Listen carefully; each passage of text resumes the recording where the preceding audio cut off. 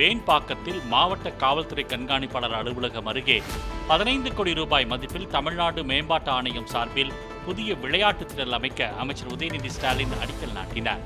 இதனைத் தொடர்ந்து அப்பகுதியில் உள்ள கிராமங்களுக்கு 33 விளையாட்டுப் பொருட்கள் அடங்கிய தொகுப்புகள் வழங்கப்பட்டன. சென்னை மற்றும் புறநகரில் கடந்த ஓராண்டில் கள்ளச்சந்தையில் பறிமுதல் செய்யப்பட்ட 10 டன் எடையுள்ள குட்கா உள்ளிட்ட புகையிலைப் பொருட்கள் சென்னை கொடுங்கையூர் குப்பைக் கிடங்கில் JCB இயந்திரம் மூலம் குழி தோண்டி புதைக்கப்பட்டன.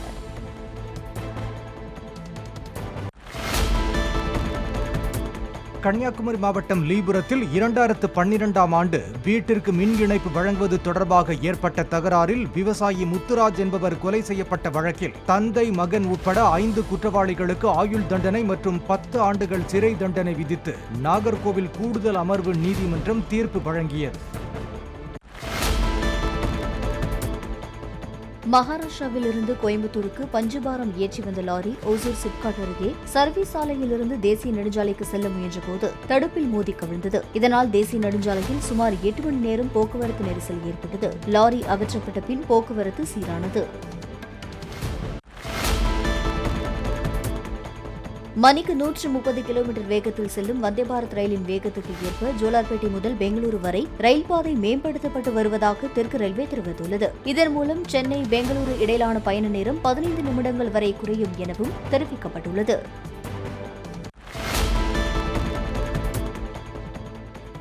உளவுத்துறையையும் காவல்துறையையும் ஏமாற்றியது போல் ஜாஃபர் சாதிக் தங்களையும் ஏமாற்றிவிட்டதாக திமுக அமைப்புச் செயலாளர் RS பாரதி கூறினார். சென்னை அண்ணா அறிவாலயத்தில் செய்தியாளர்களை சந்தித்த அவர் திமுகவில் ஜாஃபர் சாதிக் வகித்து வந்தது சாதாரண பொறுப்புதான் என்று தெரிவித்துள்ளார்.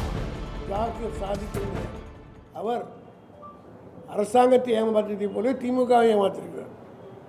இவ்வளோ பெரிய அரசாங்கம், மத்திய அரசு, NIA இதெல்லாம் வச்சிருக்கிற அவரையே இத்தனை ஆண்டு காலம் ஏமாற்றிய ஒருவர் சாதாரணமாக இருக்கக்கூடிய திமுகவினுடைய மாவட்ட செயலாளரும் நிர்வாகிகள் ஏமாற்றி அது ஒன்றும் பெரிய ஒரு பொறுப்பு வாய்ந்த பதவியே கிடையாது.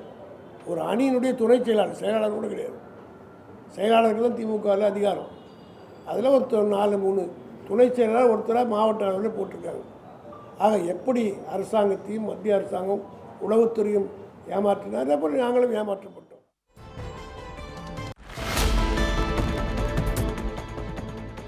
தமிழக அரசால் அறிமுகப்படுத்தப்பட்டுள்ள நம்ம சாலை என்ற செயலி மூலம் சாலையின் தரம் குறித்து புகார் அளித்தால் 48 மணி நேரத்தில் நடவடிக்கை என அமைச்சர் ஏவா வேலு தெரிவித்தார். போக்குவரத்து நெரிசலால் 102 கிலோமீட்டர் தொலைவிலான திண்டிவனம் ஆற்காடு இருவழிச்சாலை படிப்படியாக 4 வழிச்சாலையாக மாற்றப்பட்டு வரும் நிலையில் அதன் ஒரு பகுதியாக 139 கோடி ரூபாய் மதிப்பீட்டில் 21 கிலோமீட்டர் தொலைவுக்கு மேற்கொள்ளப்பட உள்ள சாலை விரிவாக்க பணிகளை அமைச்சர் ஏவா வேலு தொடங்கி வைத்தார்.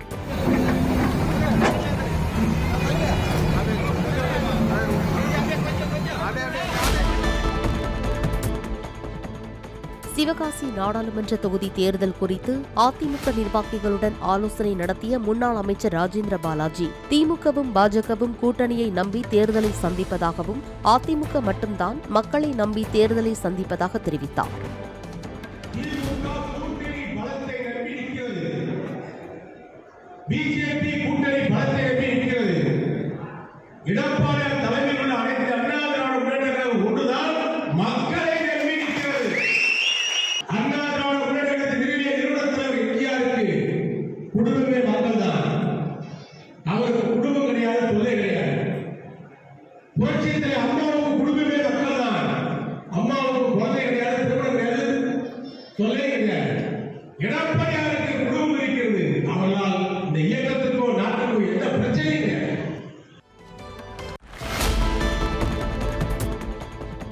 தேனி மாவட்டம் போடியில் அரசியல் சார்ந்த கருத்துக்களை கூறி வந்ததன் மூலம் சமூக வலைதளங்களில் பிரபலமான சாமியார் கலையரசன் சொந்த ஊரிலேயே ஜீவசமாதி அடையுமாறு சந்தன மாரியம்மன் தமக்கு உத்தரவு பிறப்பித்துள்ளதாக தெரிவித்தார். திருமணமாகி 3 குழந்தைகளுக்கு தந்தையான கலையரசன் சிறுவயது முதலே கோயிலில் குறி சொல்லி வருவதாக கூறப்படும் நிலையில் கடந்த 1.5 ஆண்டாக காசியில் தங்கி தாம் முழு அகோரியாக மாறிவிட்டதாக செய்தி நிறுவனங்களில் அவர் பேட்டி அளித்து வருகிறார். சொல்வாங்கி எல்லோரும் சூளுரைத்த பாட்டு கடல் உள்வாங்கி போனதடா உங்கள் குரல் கேட்டு, வரம்புகளில் யார் வரட்டும் வரட்டும் ஒரு யுத்தம், தமிழக மக்களின் நாடி நரம்புகளில் ஓடுதடா ராஜராஜ ரத்தம் என்று சொல்லியிருப்பார்.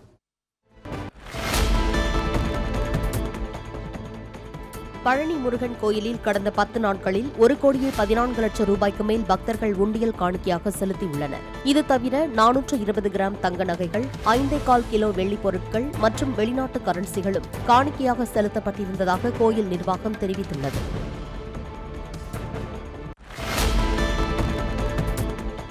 காரைக்குடியில் குழந்தைகள் கடத்தப்படுவதாக வாட்ஸ்அப் குழுக்களில் வதந்திகளை பரப்பிய புகாரில் ராஜா முகமது என்பவரை போலீசார் கைது செய்து சிறையில் அடைத்தனர்.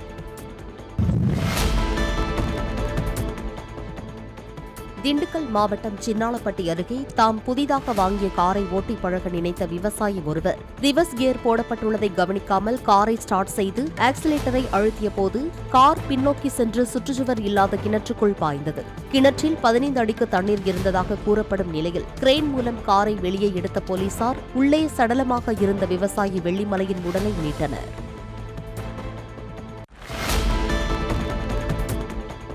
கரூர் ரயில் நிலையத்தில் ரயிலில் இருந்து தவறி விழுந்து உயிரிழந்த ராணுவ வீரர் பாஸ்கரின் உடலுக்கு வேடச்சந்தூரை அடுத்த மாரம்பாடி கிராமத்தில் ராணுவ வீரர்கள் மலர் வளையங்கள் வைத்து மரியாதை செலுத்தினர். மீரட்டில் இருந்து திண்டுக்கல் சென்ற பாஸ்கர் தூக்க கலக்கத்தில் கரூர் ரயில் நிலையத்தில் இறங்கி பிறகு தவறாக இறங்கியதை உணர்ந்து அவசரமாக மீண்டும் ரயிலில் ஏறிய போது தவறி தண்டவாளத்தில் விழுந்து தலை துண்டாகி உயிரிழந்தார். மாதவரத்தில் உள்ள டாஸ்மாக் கடை ஒன்றில் மது அருந்தச் சென்ற சென்னை அம்பத்தூரைச் சேர்ந்த மாநகர பேருந்து நடத்துனரான பிஜு என்பவரை போதையில் ஏற்பட்ட தகராறில் அடையாளம் தெரியாத 2 பேர் கத்தியால் குத்தி கொன்றுவிட்டு தப்பிச் சென்றனர். அவர்களை போலீசார் தேடி வருகின்றனர்.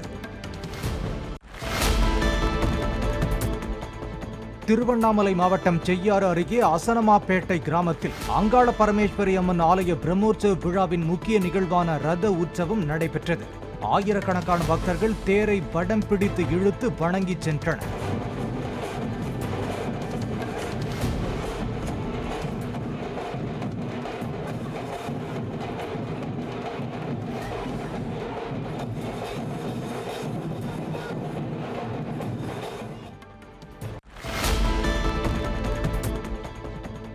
கரூர் மாவட்டம் கிருஷ்ணராயபுரம் ஊராட்சி ஒன்றிய கூட்டத்தில் பங்கேற்ற அதிமுக கவுன்சிலர்கள் தங்கள் பகுதியில் திட்டங்கள் எதுவும் நிறைவேற்றப்படுவதில்லை எனவும் வாக்களித்த மக்கள் கேட்கும் கேள்விகளுக்கு பதில் சொல்ல முடியவில்லை எனவும் சரமாரியாக கேள்வி எழுப்பி குற்றம் சாட்டினர்.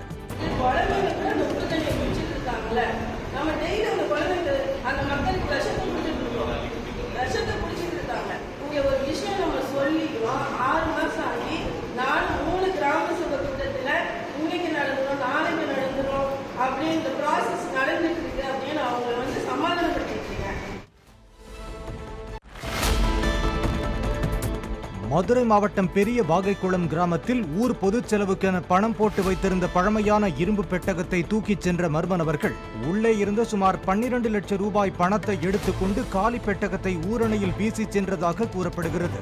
திருட்டுக்கு உதவியதாக பொதுமக்கள் பிடித்துக் கொடுத்த அதே ஊரைச் சேர்ந்த 2 பேரிடம் விசாரித்து வருவதாக போலீசார் தெரிவித்தனர்.